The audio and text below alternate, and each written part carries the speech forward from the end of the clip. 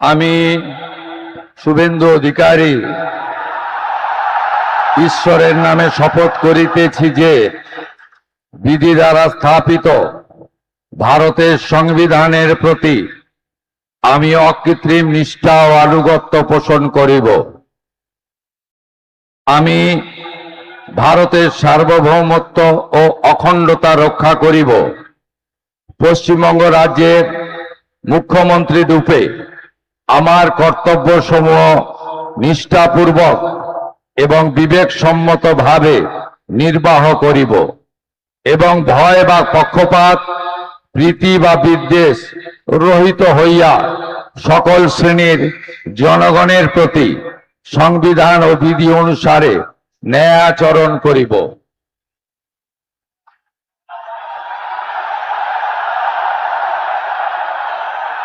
আমি